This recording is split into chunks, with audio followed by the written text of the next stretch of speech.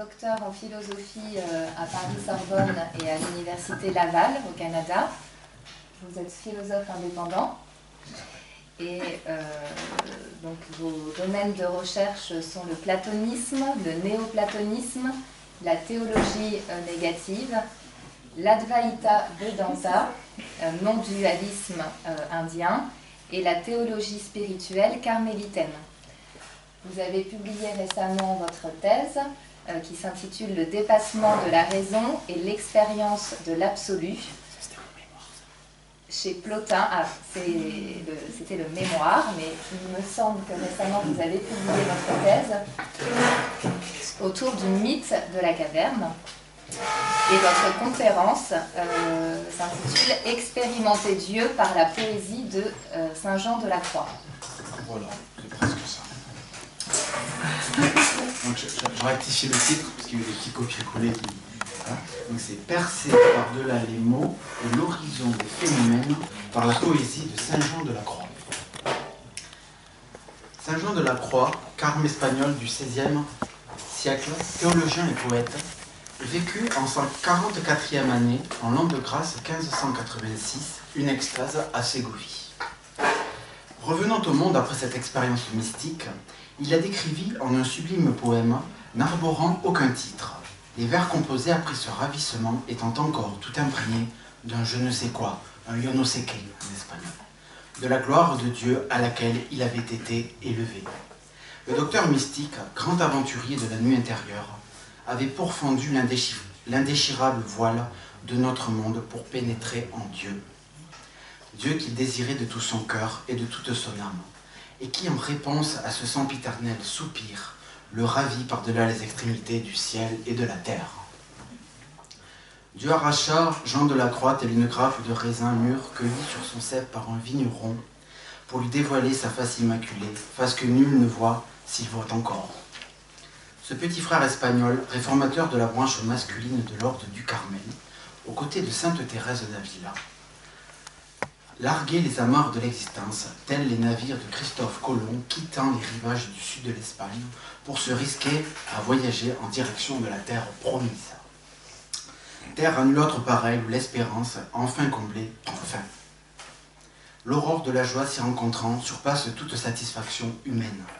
Il n'est plus question des mois, et peut-être même plus du moi, mais du Dieu tant aimé et tant convoité, dont l'être outrepasse toute affection, toute émotion et toute intellection. Dieu intemporel, pure gloire, saturé de béatitude. En effet, quel rivage terrestre pourrait-il se targuer de tels attributs? Aucun, si ce n'est celui du Père, en son intimité la plus radicale et la plus immédiate. Ce saint, représentant du siècle d'or espagnol, avait percé des frontières infranchissables et avait pénétré sur des terres convoitées mais proscrites à l'ignorant. Le carme s'était aventuré sur un sol réservé aux uniques et authentiques enfants de Dieu.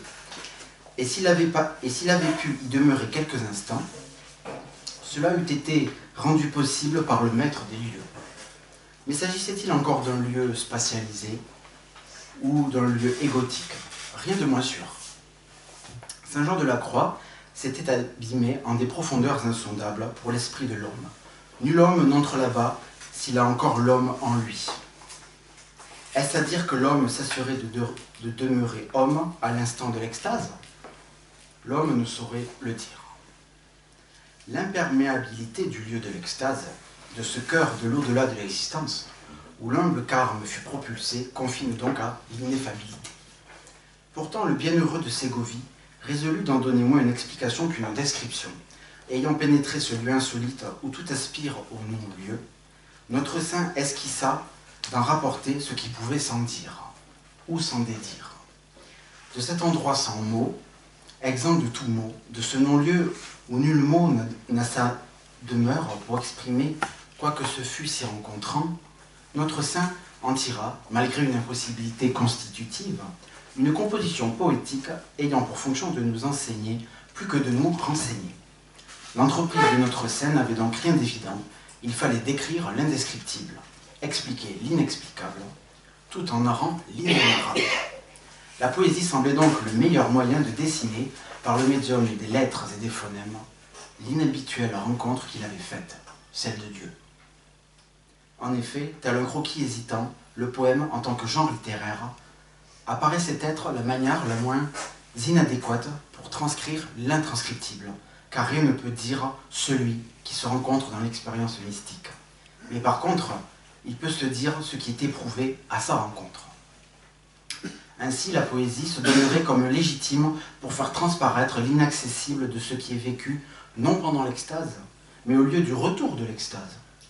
Ce lieu du retour qui n'est plus le lieu même de l'expérience, mais la lisière encore tout embaumée du lieu de l'expérience. L'écriture poétique donnerait licence pour communiquer l'insaisissable expérience du ravissement, et de ce fait serait donc en mesure de capter les embruns dispersés du foyer de l'extase, qui déjà a cessé, laissant échapper quelques parfums de la présence du bien-aimé. De fait, ce poème de Saint Jean de la Croix initie-t-il à l'expérience de l'extase? Voilà la problématique centrale. Pour le savoir, point n'est besoin d'expérimenter dans l'instant l'extase la plus haute. Nous interrogerons donc, dans un premier temps, les présupposés de la poésie, lui octroyant la possibilité de décrire l'extase. Dans un deuxième temps, nous questionnerons les conditions de cette effectuation, et dans un troisième temps, nous scruterons les frontières imposées par l'exercice poétique. Finalement, nous éluciderons si, oui ou non, le genre poétique est en capacité d'initier à un je ne sais quoi de l'expérience mystique. Première partie. Donc je vais essayer de voir pourquoi Jean de la Croix privilégie le poème comme vecteur de son expérience. Donc dans la première partie. Entendons l'amorce de son poème. J'entrais, mais point ne sut où j'entrais, et je restais sans savoir, transcendant toute science. Saisi par celui qui ne se saisit pas, Saint Jean de la Croix est démobilisé, tel un soldat au terme d'une guerre, de la trame mondaine du cours ayant cours des événements. Expulsé de lui-même, tout se renverse. L'entrée ne sait plus où elle entre, et l'antre de l'entrée ne sait si elle est de n'antre. La configuration du monde éclate, s'abolissant en un néant du monde. Néant du monde décoffrant un fondement plus en fond que tout néant, la ténèbre de Dieu, la fameuse ténèbre de Denis l'Aréopagite.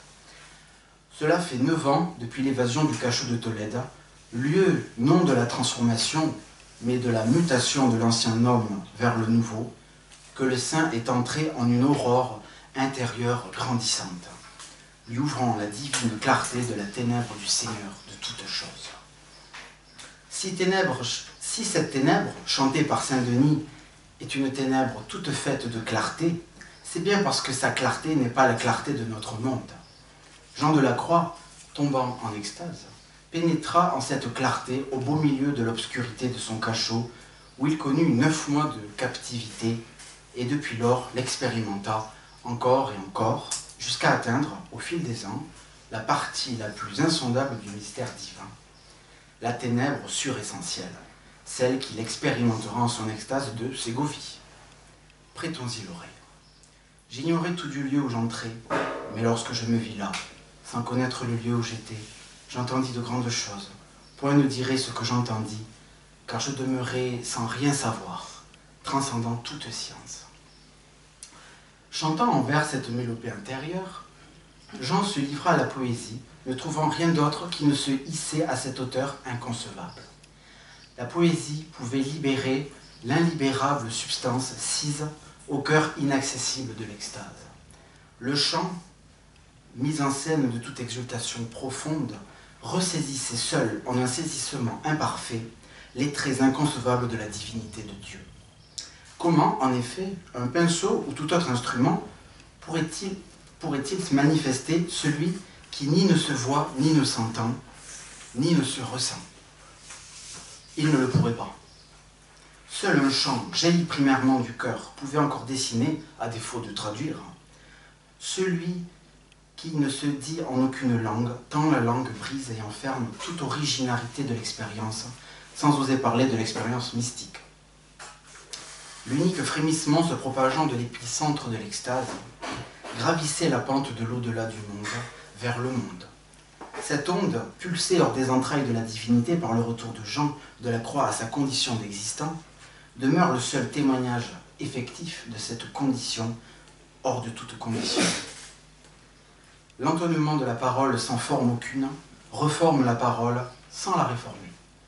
L'entonnement, préservant tout dit en la parole, répercute le dit de la parole en une tonalité insolite, à travers laquelle le dit indicible de l'extase se fraye un chemin. Entonner l'indicible de Dieu est le seul moyen de dire son indicible. Et le chant inspiré, fondement explicite ou implicite de toute poétique, en est le dispensateur. Point d'allusion à l'expérience sise en extase, sans qu'elle ne soit un chant chanté en la poésie. La poésie de Jean de la Croix se donne comme le chant de celui qui chante son intime à notre plus intime. Saint Jean de la Croix, après avoir été livré à Dieu, le magnifia grâce à la poésie le disposant à ébruiter son ode inconcevable. Je cite. De la paix, de la bonté aussi, c'était science parfaite, dans une profonde solitude, le droit chemin, vu bien clair, pourtant c'était chose tant secrète, que je demeurais balbutiant, transcendant toute science. Le mystique en extase, esselé en ce non-lieu dont le secret n'est nullement possible, balbutie de ne pas savoir ce qu'il n'a su voir. L'esprit et la parole figés par cette expérience intérieure, les muselant, rend impossible toute ratiocination, tout savoir et toute science en étant bannis. Que reste-t-il donc à dire de ce non-lieu, à défaut de le concevoir? L'en-deçà du nada, du rien? En effet, dire le nada, c'est rien en espagnol, n'est rien dire du tout. Si Saint Jean traverse le nada, c'est pour tout dire de celui qui le précède. Le nada n'étant que la saturation du voir et du concevoir. De fait, ce qu'il reste à voir, plus qu'à concevoir, est moins qu'un reste, et bien plus qu'un tout.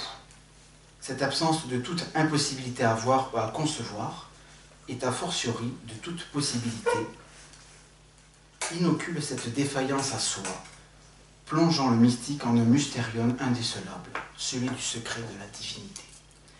N'ayant nulle faculté pour ébruiter le murmure insonore de son hôte divin, Jean de la Croix, lui ayant succombé, revient à lui-même, venant d'au loin de lui-même. Porté par l'inspiration, il annonce, après avoir balbutié, le poétique de toute poésie, en entonnant son chant et chantant son chant, cantique spirituel dédié à l'éternelle source, qui flue en un secret silencieux. Jean de la Croix égrène quelques sentences poétiques. Mais à quoi se rapporte-t-elle? En effet, notre saint, n'ayant ni vu ni senti, n'a point conçu, et donc n'a rien ramené de palpable du cœur de l'extase. Les mains aussi vides que sainte Thérèse de Lisieux, sa fidèle et grande disciple, Saint Jean de la Croix dispense ce qu'il n'a pas. Ayant franchi le divin portique, il n'a pu porter qu'une absence de souvenir, et ne pouvant rien se remémorer, il résolut, plus indigent que Job sur son tas de fumier, en entonnant son chant, exhorte le poétique de toute poésie à ébruiter son indéfinissable expérience. De fait, la poésie, pure inspiration spirituelle, prend forme sous la dictée du saint en cueillant cette rosée matutinale, plus fraîche que l'aurore effleurant la terre, et chante.